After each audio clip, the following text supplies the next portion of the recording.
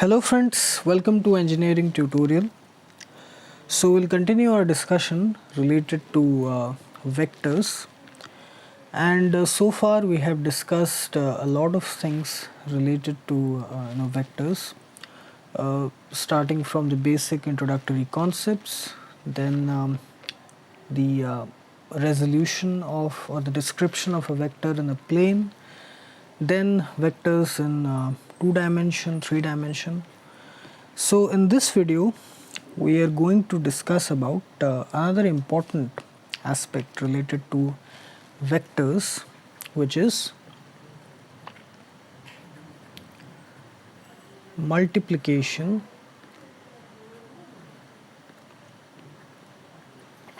of vectors. Okay, now the basic definition of vectors says that it has two important characteristics. First, it has a magnitude, and second, it is specified or it is oriented in a particular direction. So for this reason, the multiplication of vectors cannot be done in the same way as they don't follow the same rules as the algebraic rules of scalar multiplication, okay, where only magnitude is involved. Okay, this is not the same. Vector multiplication is not the same. They don't obey the same rules as scalar multiplication because it has magnitude and direction. This direction part makes it different from scalar. So for that we have to define the operation of vector multiplication, and we have to follow some rules for such multiplication to take place. So there are two types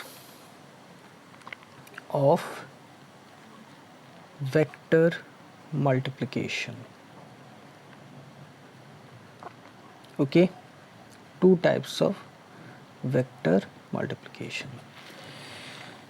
One, the first multiplication in which two vectors are multiplied and the resultant product, the product that we get, that is a scalar. It is a scalar. So it is called as scalar product or dot product. Dot product of vectors. Okay, two vectors are multiplied and the result that we get, the product that we get, that is a scalar. Only magnitude, no direction. This is called as scalar product or dot product. The second type of multiplication is a bit tricky. Here the two vectors are multiplied and the product we get, the result that we get, that is a vector. That is both magnitude and direction. This is called as vector product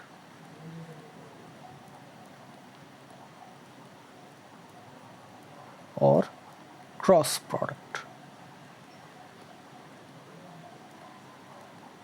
of vectors. Okay, so each of these type of multiplication of vector is very important. It has its own application. It is used, or it has very important uses in various branches of physics where vectors are involved. So we'll not go into the application, we'll discuss it when we discuss those particular concepts.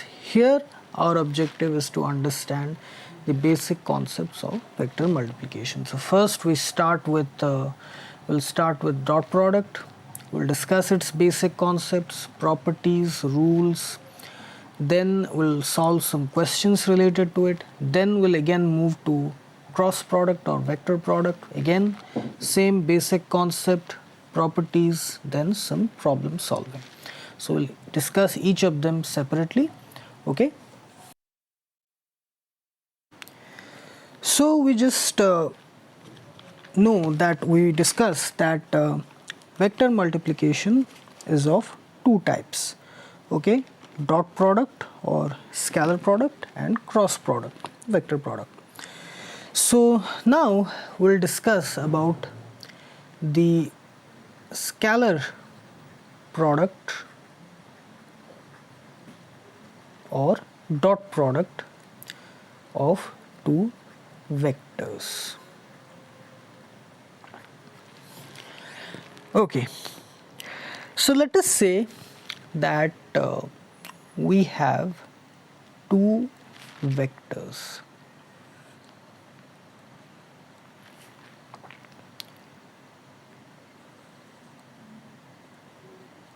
Okay, this vector here is A vector and this vector here is B vector, and the angle between them is theta.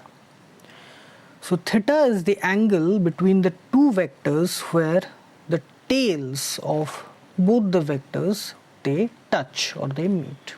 Okay, A vector and B vector.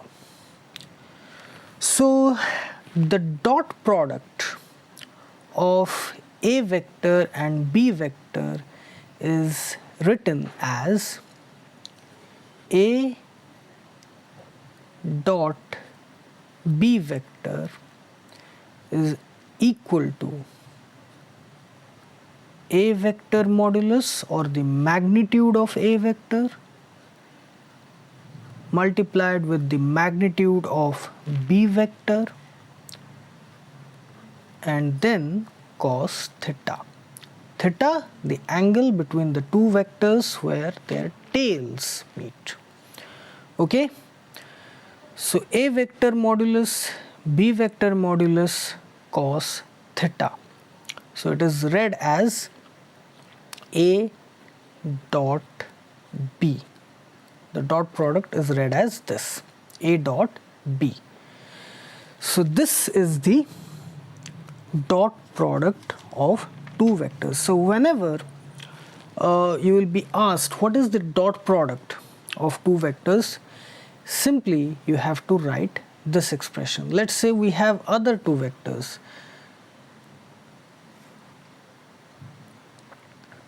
Let's say this is x vector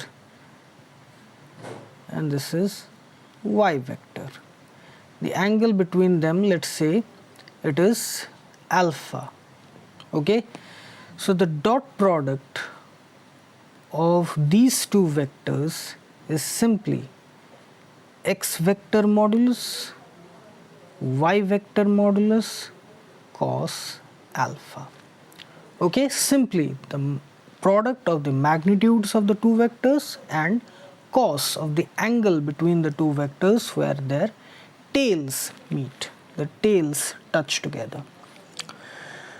Now here A is a scalar, A vector since modulus is taken, B is a scalar, and cos theta, that is also a scalar quantity. All are scalar quantities defined only by their magnitudes, no direction. No direction is involved. It is important to specify this component.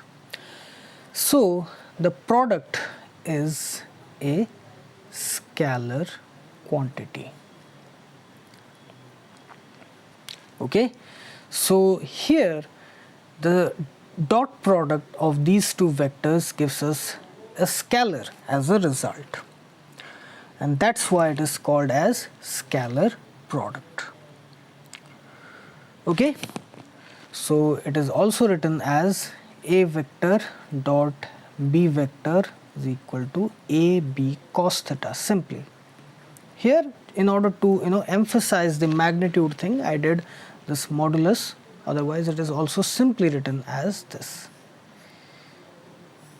where a is a vector modulus, b simply is b vector modulus. Okay, this. So you can write it in this way and also in this way. Okay, now another way to understand this whole concept is through the concept of scalar component. Okay, so in order to understand, let us do again redraw the vectors. Okay, this is a vector and this is b vector. Okay, their tails touch here, this is theta. Okay, now let us draw a perpendicular from this point. Okay, we'll draw a perpendicular from this point. This is 90 degree. So here from this point to this point, the value is b cos theta. Because this is a right angled triangle here, it is formed, and cos theta is base by hypotenuse, which is b here. So the magnitude of this much portion, it is b cos theta, and this b cos theta, okay, this b cos theta is the scalar component of b vector along the direction of a vector. It is also called as scalar projection also. That is also it is called as that. Okay, so b has a scalar projection or scalar component b cos theta along the direction of a vector. How to find it? Just draw a perpendicular from the vector concerned along the direction of which you have to find the scalar component. Here it is a vector. We draw a perpendicular where it touches the second vector, its head, and then we find out the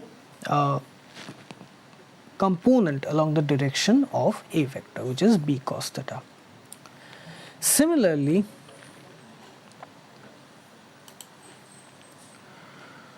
again we redraw the vectors. Okay, we have b vector and we have a vector.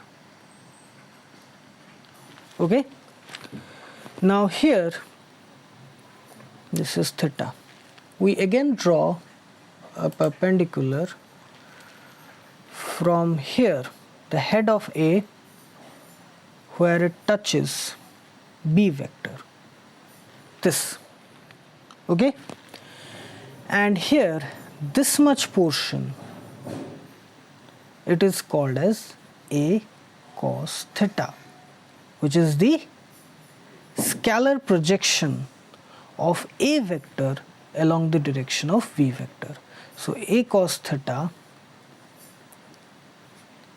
is the scalar projection or component of A vector along the direction of B vector. So one way to understand the whole concept of dot product is through the concept of scalar projection. So here, if we take only this part, this is A vector and it has a scalar projection B cos theta. Okay, it has a scalar projection B cos theta. And similarly here we have B vector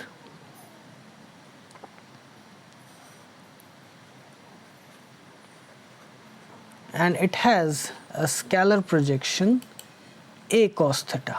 It has a scalar projection A cos theta. So one way to understand dot product is the product of the magnitude of the first vector, okay, A dot B vector, is the product of the magnitude of the first vector, okay, which is A first vector, multiplied with the scalar component or the scalar projection of the second vector along the direction of the first vector, so which is A into B cos theta, or it can also be written as B dot A vector as B into A cos theta, which is the same as A B cos theta because they are all scalars. So whether you write it as B into A cos theta or A into B cos theta, it's all the same. Okay, so this is another way to understand the concept of dot products through the concept of scalar projection or scalar component. Okay, so basically it is the first vector multiplied with the scalar projection of the second vector along the direction of the first vector. This is also the same. Okay, first vector magnitude multiplied with the scalar projection of the second vector along the direction of the first vector. So which one you want to take as the first vector, which one to take as the second vector, it's up to you, but it's all the same because all are scalars and will give us the same result. Okay, a scalar. So this is the basic concept related to dot products or scalar products.